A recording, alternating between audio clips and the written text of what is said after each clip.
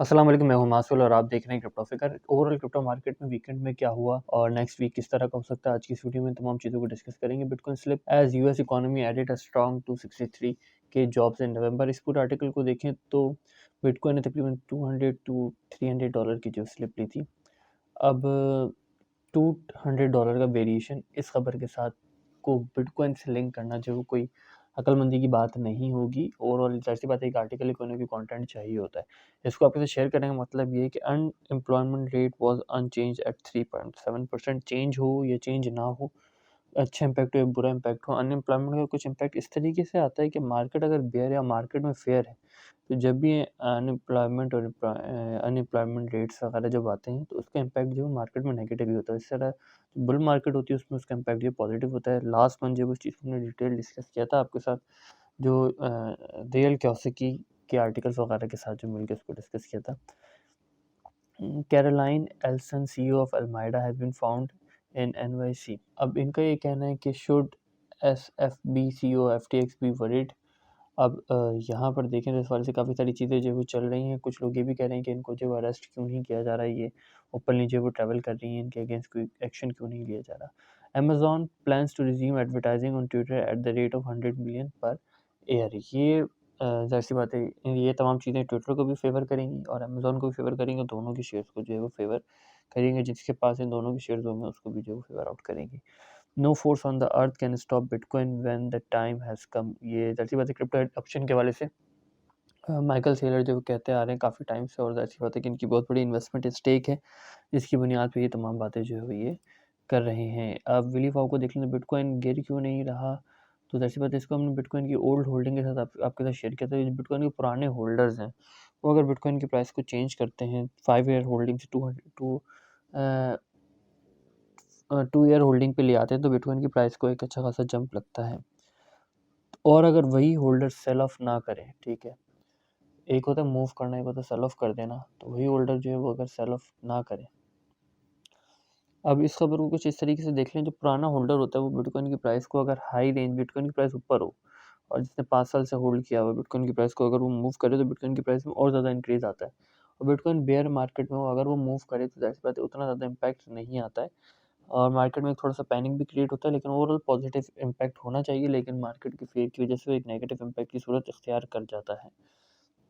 Overall कुछ current scenario इस वजह से यहाँ पे ये चल रहा है कि जो बिटकॉइन के पुराने होल्डर्स हैं वो बिटकॉइन को सेल ऑफ नहीं कर रहे और बाइंग अपॉर्चुनिटी जो वो ढूंढ रहे हैं, जैसे रियल क्योसिकी हो गए, माइकल सेलर हो गया, उसके बाद हमको डिफरेंट वेल्स हो गई जो इंतज़ार कर रही हैं बिटकॉइन को बाय कंटिन्यूस फेसेस में करा है उन्होंने। तकरीबन जून के बाद से जो ये तमाम बाय चल रही है, इस वजह से बिटकॉइन जो है वो बॉटम पे आके जो है वो कहीं ना कहीं बिटकॉइन को एक सपोर्ट मिल जाती है। तो ये जाहिर बात यही चाहते हैं कि इनका जो डॉलर कॉस्ट एवरेज है बेयर मार्केट के बाय का वो जो है वो ऑन एवरेज जो है उनको एक अच्छा प्रॉफिट दे सके। सेम ये खबर है डिफरेंट उन्होंने शेयर की हुई है। ऑल्ट कॉइन्स ने जो है वो शेयर की है, ऑल्ट कॉइन डेली ने। बैन आर्मस्ट्रॉन्ग जो है security exchange commission grey scale को टैग करके कह रहे हैं वहाँ जाएंगे, सजेशन वगैरह देंगे। अब ओवरऑल बैन आर्मस्ट्रॉन्ग का जो स्टांस है वो SBX के अगेंस्ट है, बाइनेंस के अगेंस्ट है, तो कहीं ना कहीं जो है आने वाले वक्त में न्यूज़ से ही रिलेटेड समझ लीजिए तो नुकसान पहुँचेगा।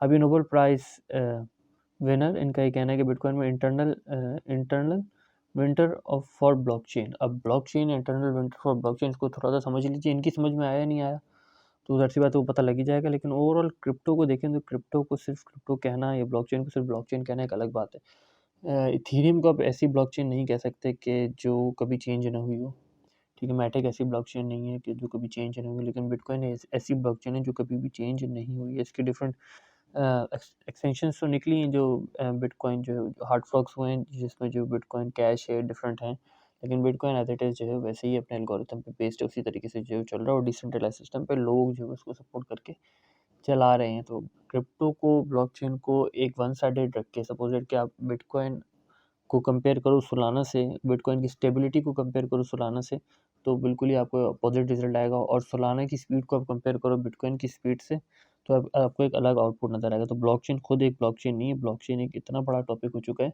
कि सिर्फ एक न्यूज़ की हेडलाइन और किसी एक शख्स के आर्टिकल से जो है उस पर उस तरह का इम्पैक्ट जो है वो नहीं आ सकता है। उसकी बुनियादी वजह ये है कि बिटकॉइन में अब ज़्यादातर जो प्रोग्रामिंग है, क्रिप्टो में प्रोग्रामिंग, ब्लॉकचेन में भी प्रोग्रामिंग है, तमाम चीज़ें प्रोग्रामिंग बेस्ड हैं। और इसी के साथ जो इनका जो प्रोग्रामिंग में तो बेस्ड है, लेकिन जो वेब 3 है, वेब 5 है, बिटकॉइन लाइटनिंग नेटवर्क है और मेटावर्स है और जो play to earn gaming setup वगैरह, ये इन तमाम चीज़ों ने इसको बहुत ज़्यादा जो कॉम्प्लिकेटेड कर दिया। और उसके इसी के साथ जो एनएफटी है, तो ये बहुत बड़ी जो मार्केट है। अगर ब्लॉकचेन को किसी भी किस्म का कोई थ्रेट होता है, थ्रेट पहुँचता है, इस पूरी टेक्नोलॉजी को कोई थ्रेट पहुँचता है, तो ज़ाहिर-सी बात है कि इसके पीछे इतना बड़ा स्टेक है और वो जो है वो बहुत बुरी तरीके से जो है वो शेक आउट हो सकता है। और ज़ाहिर-सी बात है कि कहीं न कहीं लोग उसको जो है सपोर्ट करने आएँगे जिनकी इन्वेस्टमेंट उसमें है। अब जहाँ बात हो रही थी कि बिटकॉइन का इंटरनल विंटर की, कि बिटकॉइन में विंटर आ सकता है, विंटर है, समर है, उसको बाद में देखेंगे। यहाँ पर अगर आप देखें तो हमें नज़र आता है, हॉज़ एक ट्वीट करते हुए नज़र आते हैं कि ये बुल ट्रैप को कंसिडर कर रहे हैं। VIX जब ओवरसोल्ड रीजन पे आ जाता है तो फिर जो है वो S&P 500 इंडेक्स जो क्रैश करता है। पहला जो है वो S&P 500 इंडेक्स यहाँ से करेक्शन ली थी, नेक्स्ट इस रीजन से करेक्शन ली थी। अब चांसेस है कि इस रीजन से जो है वो करेक्शन ले, जिसको रग पुल भी कंसीडर किया जा सकता है। ये बुल ट्रैप भी इस वक्त जो है वो S&P 500 इंडेक्स जो बुल ट्रैप की सिचुएशन में ओवरऑल आप देखें तो पहला इस पोजीशन से आया था, दूसरा इस पोजीशन से आया, तीसरा जो है वो पॉसिबली इस पोजीशन से भी आ सकता है और अभी इस वक्त आएगा तो राउंड अबाउट इस पोजीशन से आएगा। तो एक इस फॉर्मेशन की डबल टॉप की फॉर्मेशन जो बनाएगा, जिसको हमने लास्ट वीडियो में आपके साथ जो डिस्कस किया था। Elon Musk suspects former FTX CEO Sam Bankman Fried donate over 1 billion to support Democrats. इसको जो है वो रॉयल क्लॉसी की पहले ही शेयर कर चुके हैं। इस खबर को भी हम आपके साथ जो है वो उसी दिन ही डिस्कस कर चुके थे, तकरीबन पिछले हफ्ते हमने आपको जो डिस्कस किया था। Russian cyber banks aim for blockchain integration with Ethereum and MetaMask. इसको लास्ट टाइम भी आपके साथ शेयर किया था। दोबारा से शेयर करने का मकसद ये है कि अगर रशियन बैंक ब्लॉकचेन से इंटीग्रेटेड कर देता है अपने आप को इथेरियम के साथ और मेटामास्क के साथ, तो पहली चीज़ ये कि मेटामास्क को अगर कोई सिक्योर समझता है तो सिक्योर है मेटामास्क, लेकिन क्रोम ब्राउज़र पे मेटामास्क सिक्योर है, ये बहुत बड़ा सवाल है। ठीक है, आप मेटामास्क को क्रोम ब्राउज़र पे यूज़ कर रहे हो तो वो आपकी सिक्योरिटी को इंश्योर कर रहा है या नहीं कर रहा है, ये काफ़ी बड़े सवालात हैं, क्योंकि क्रोम पे मेटामास्क जो है वो उतना सिक्योर नहीं है जितना सिक्योर समझा जाता है। तो आने वाले वक्त में मेटामास्क की जो शक्ल है वो हमें कुछ डिफरेंट तरीक़ों से नज़र आएगी। इस वक्त मेटामास्क एक एक्सटेंशन की हेल्प इस वजह से लेता है कि उसको काफ़ी सारे लॉ से और डिफरेंट चीज़ों से जो है वो अपने आप को बचाने के लिए एज एन एक्सटेंशन जो है वर्कआउट कर रहा है। और साथ में इनके ऐप्स वगैरह भी जो है वो कंटिन्यूसली डेवलपमेंट पे नए-नए फीचर्स इनके ऐप्स में भी आ रहे हैं, जो काफ़ी ज़्यादा बेनिफिशियरी हैं, जो ट्रस्ट वॉलेट की जगह जो है वो ले सकते हैं। तो जहाँ ट्रस्ट वॉलेट एक्सटेंशन पे नहीं है और मेटामास्क जो है वो ऐप में अपने आप को इवॉल्व कर रहा है, तो ट्रस्ट वॉलेट और मेटामास्क से रिलेटेड काफ़ी सारी चीज़ें आने वाले वक्त में हो जाएंगी। लेकिन स्टिल इस वक्त जिस वक्त हम ये वीडियो बना रहे हैं तो मेटामास्क उस पोजीशन पे नहीं है, उतनी ज़्यादा स्टेबिलिटी हम मेटामास्क में कंसीडर नहीं कर सकते ऑन क्रोम ब्राउज़र कि वो बैंकिंग सेक्टर की सिक्योरिटी को जो है वो मैच आउट कर सके। तो अब उसके बावजूद रशिया के जो साइबर बैंक ने इन तमाम चीज़ों को जो है वो कलेक्ट किया, तो ये मेटामास्क के लिए बहुत ही अच्छी बात है, क्योंकि मेटामास्क में फिर जो भी चेंजेस वगैरह आएंगे, जो यूज़र्स की कंप्लेंट्स वगैरह होंगी, ज़ाहिर सी बात है कि इनिशियली तो हैक्स होते हैं, लेकिन उन हैक्स पे काम करके जो है वो उन तमाम चीज़ों को रिकवर किया जाएगा।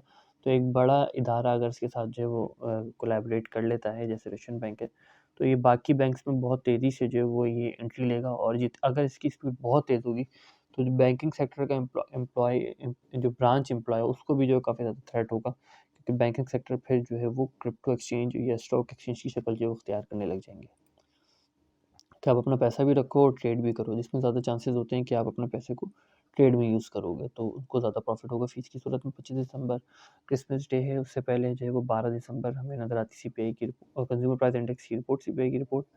तो ये जो है वो हमें कहीं न कहीं प्रॉब्लम क्रिएट करती हुई नज़र आ रही है। स्टिल सिचुएशन में चांसेस ये हैं कि मार्केट इससे पहले अपने आप को जो है वो करेक्ट कर लेगी। तो थोड़ा-सा देख लेते हैं फ्यूचर इंडिसेस को और मेजर इंडिसेस को देख लेते हैं, जो हमें काफ़ी ज़्यादा जो है वो हेल्प आउट करते हैं वीकली की ओपनिंग और क्लोजिंग वगैरह के हवाले से।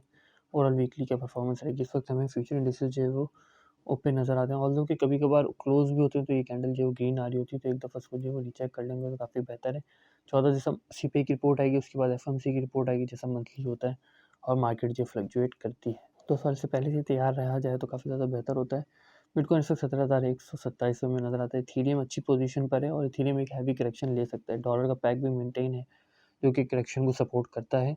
जब भी USDT का डॉलर एक मेंटेन पोजीशन इख्तियार कर लेता है, तो जो वेल्स USDT को यूज़ करती हैं, फेवर करती हैं, फिर वो USDT को यूज़ करती हैं करेक्शन के लिए, मार्केट करेक्शन के लिए, क्योंकि अगर USDT का पैक मेंटेन नहीं होगा तो मार्केट करेक्शन उस हिसाब से नहीं लेती, मार्केट इंतज़ार करती है कि USDT जो है वो करेक्शन लेगा। डाई का पैक जब अनमेंटेन है तो ये सिचुएशन क्रिटिकल हो सकती है। बाकी अगर अच्छी सिचुएशन देखें तो डॉट, मैटिक, आडा, डॉज, XRP ये वो कॉइन्स हैं जिन्होंने इस बेयर मार्केट के थ्रेड को एब्जॉर्व किया, जिसमें साथ में LTC जो कि प्रूफ ऑफ वर्क कॉइन है, शिब हो गया, सोलाना हो गया, ट्रॉन हो गया, यूनिस्वैप हो गया, एवलांच 80 नंबर पे है, लेकिन मुझे स्टिल ये सिक्योर नज़र नहीं आता है। एवेक्स हो गया, लिंक हो गया, इनकी कहने की सिक्योरिटी में थ्रेट है। ऑटम हो गया। बाकी XMR जो है वो रेगुलेशन वगैरह के वजह से थ्रेट हो सकता है। इथेरियम क्लासिक में इन्वेस्टमेंट आ सकती है। इथेरियम प्रूफ ऑफ वर्क की इन्वेस्टमेंट जो इथेरियम क्लासिक में आने के चांसेस हैं। बाकी एप में पोटेंशियल है अच्छा खासा, क्योंकि एप की जो बाइंग है वो काफ़ी ऊपर है। तो एप का जो सेलिंग प्रेशर वो $22 $21 से जो हमें नज़र आएगा जब मार्केट ऊपर जा रही होगी, क्योंकि जो उसका बायर है वो $22 $21 का बायर है। तो वो 16-17 पे जो है एप को सेल ऑफ नहीं करेगा। 22 या 21 पे जो हमें एक सेलिंग प्रेशर नज़र आ सकता है। और अगर 22-21 से जंप आ जाती है तो फिर जो है वो हमें ये फिर एक ऊपर से एक सेलिंग प्रेशर नज़र आ सकता है। ओके भी अच्छा परफॉर्म कर रहा है, लेकिन ओके बी को एब्जॉर्व करना पड़ेगा। FTX अल्माइडा रिसर्च की जो भी इस वक्त करंट सिचुएशन चल रही है, अगर उसको ओके बी एब्जॉर्व कर लेता है, जिस हवाले से ओके बी ने जो है वो अपने रिजर्व भी जो है वो इंक्रीज़ किए हैं, वो बाई ग्लोबल के भी इंक्रीज़ हैं। तो कहीं ना कहीं ओके भी इन तमाम चीज़ों के हवाले से ख़ुद को पहले से जो है वो तैयार कर रहा है, और ये काफ़ी ज़रूरी होगा ओके एक्सचेंज के लिए। ओके ग्लोबल की जो HT कॉइन है दोबारा से स्टेबलाइज पोजीशन अख्तियार कर रहा है। इनकी एक्सचेंज भी स्टेबलाइज हो रही है, लेकिन मुझे कहीं ना कहीं जो है वो इस स्टेबिलिटी में कुछ ज़्यादा समझ लीजिए स्ट्रॉन्ग होल्ड जो नज़र नहीं आ रहे। लूना क्लासिक वेल्स के हाथों में ये हाई जंप्स देगा। बुल मार्केट में भी जो है ये हाई जंप्स देने के इसके चांसेस हैं, लेकिन सिक्योरिटी पे कॉम्प्रोमाइज़ रहेगा। इसकी TWT परफॉर्म कर सकता है आने वाले वक्त में। बुल मार्केट में बहुत ज़्यादा परफॉर्म करने के चांसेस हैं अगर इस पर कोई हैक नहीं होता है। तो उस सिचुएशन में मेटामास्क वर्सेस TWT, और MetaMask and TWT both together काफ़ी अच्छा परफॉर्म करेंगे। USDT ये है एल्गोरिथमिक कॉइन USDT का, तो जो इसका पैक जो 1 मेंटेन है, तो इसमें आर्बिट्रेज सिस्टम या जो ऑटोबॉट सिस्टम होता है उसके तहत जो काफ़ी अच्छी चीज़ें जो वो अर्न की जा सकती है। सपोज दैट 0.99 से लेकर जो है वो, या 0.98 से रख लें, लेकर जो है वो अगर आप 1.1 तक का जो है वो आप बॉट लगा देते हो, और जो आर्बिट नंबर में जो बीच में जो गैप्स होंगे वो अगर वो ज़्यादा कर लेते हो, तो उसकी लिटिल फ्लक्चुएशन से भी आपको एक अच्छी खासी अमाउंट जो है वो मिल सकती है। लेकिन इसमें इन्वेस्टमेंट भी जो है वो काफ़ी ज़्यादा होगी, और ये थोड़ा रिस्की होता है। केक परफॉर्म करने के चांसेस हैं जब तक बाइनेंस है, और केप हो गया, सुशी हो गया, यूनी हो गया, ये परफॉर्म करेंगे आने वाले वक्त में, जिनके चांसेस हैं। जो ब्रेव ब्राउज़र का कॉइन है ये लिंक्ड करता है वेब 3.0 के कुछ इनिशियल प्रोजेक्ट में से। तो ज़ाहिर सी बात है कहीं ना कहीं जब वेब 3.0 फादर समझ लीजिए वेब 3.0 है एंट्री लेगा, तो उस वक्त जो है वो हमें यानी कि बहुत ज़्यादा हाइप क्रिएट होगी।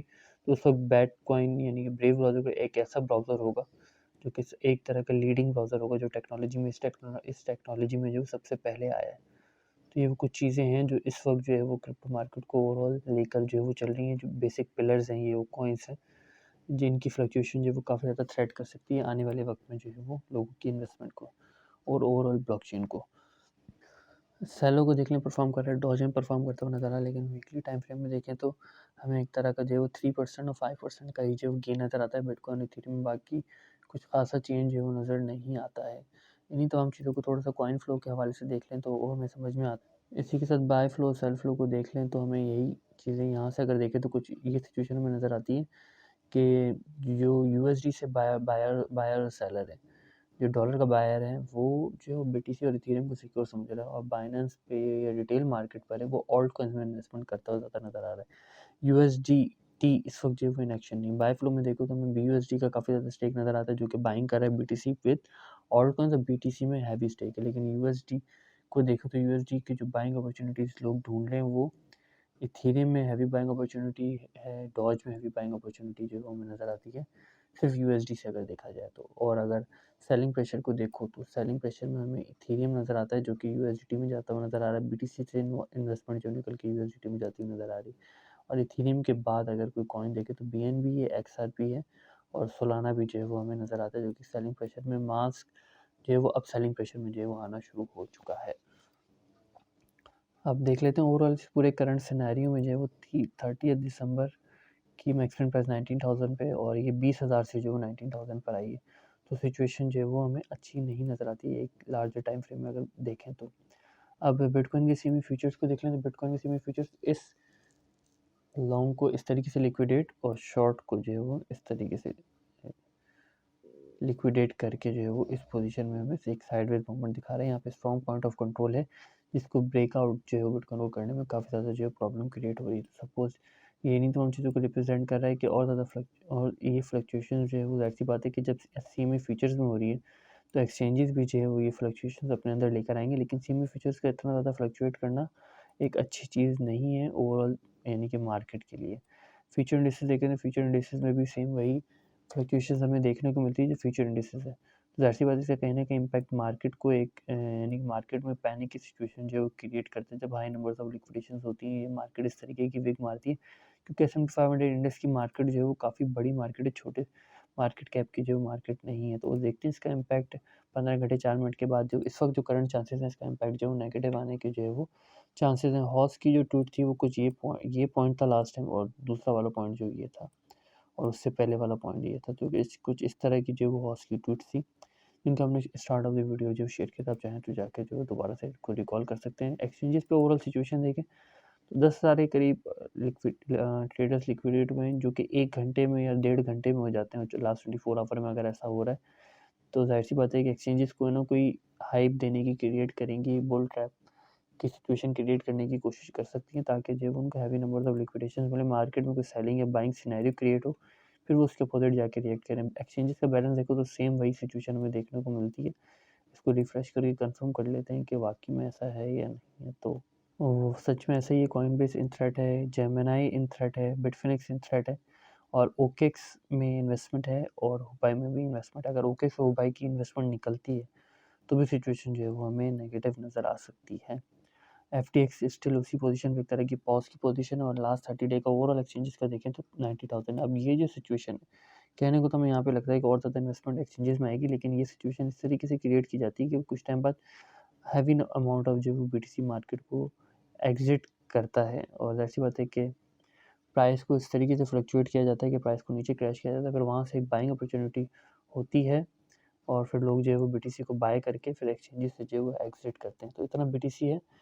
और ओवरऑल देखें तो ज़ाहिर सी बात है एक्सचेंजेस में तो सेल ऑफ के लिए ही है। जब सेल ऑफ होगा बिटकॉइन नीचे गिरेगा, फिर जब एग्जिट हो रहा होगा ये, तो फिर जो है वो लोग एंट्री लेते हैं कि बिटकॉइन की प्राइस जो है वो अब दोबारा से ऊपर जाने के चांसेस हैं। इसको हमने आपके साथ पहले डिटेल डिस्कस किया था कि 44 मूविंग एवरेज प्राइस जो 44 मूविंग एवरेज के करीब तो जा रही है। प्राइस ने विक भी लिया, लेकिन ज़ाहिर सी बात है प्राइस इस पॉइंट पर अगर काफ़ी दिन गुजारती है, पॉइंट ऑफ कंट्रोल क्रिएट करती है, तो मूविंग एवरेज खुद ही नीचे आ जाएगा।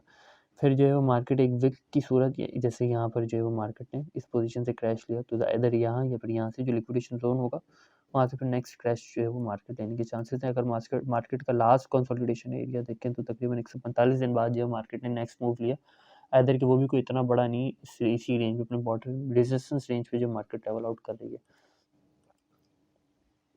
स्टिल जो वो 300 वीकली मूविंग एवरेज अपना स्ट्रॉन्ग रेजिस्टेंस के तौर पे जो है वो काम कर रहा है। अगर ऑर्डर्स को देख लें तो बिटकॉइन को 18,000 से ऊपर नहीं जाने दिया जाएगा, इसके चांसेस हैं। वो 16,000 तक भी जो रोकने के चांसेस हैं। हैवी नंबर ऑफ ऑर्डर्स जो है वो बायर और सेलर की जानिब से जो नज़र आते हैं। कहीं ना कहीं सेलिंग प्रेशर बिटकॉइन को फेस करना पड़ सकता है बाइनेंस की थ्रू, बाइनेंस एक्सचेंज से। और जैसी बात है जब एक एक्सचेंज से आएगा तो फिर जो है वो बाकी एक्सचेंज है उसको ऑब्जर्व नहीं कर सकते। अब थोड़ा-सा यहाँ पर देख लें तो हमें सेम उसी तरीके से विक की सिचुएशन नज़र आती है कि बिटकॉइन 18,600 तक जाएगा और सेलिंग ऑर्डर्स होने की वजह से जो है विक की सूरत में दोबारा से जो है वो नीचे आएगा। लेकिन बाइंग अपॉर्चुनिटी देखें तो 16,000 पे हमें एक बाइंग अपॉर्चुनिटी नज़र आती है, और मल्टीपल बाइंग अपॉर्चुनिटी 16,500 और 16,000 के दरमियान नज़र नहीं आती। लेकिन आप सेलिंग प्रेशर देखो तो हमें मल्टीपल सेलिंग प्रेशर जो है नज़र आता है। तो सेम वही सिचुएशन, इसको हमने मल्टीपल टाइम्स आपके साथ जो है वो लास्ट पिछले हफ्ते से जो वो डिस्कस करते हुए आ रहे हैं। आपकी इन तमाम चीज़ों के बारे में जो भी राय कमेंट में ज़रूर मेंशन कीजिएगा। फिर वक्त तक के लिए इतना ही। फ़कीर को अपनी दुआ में याद रखिएगा। खुदा हाफ़िज़। सिर्फ ये हमारे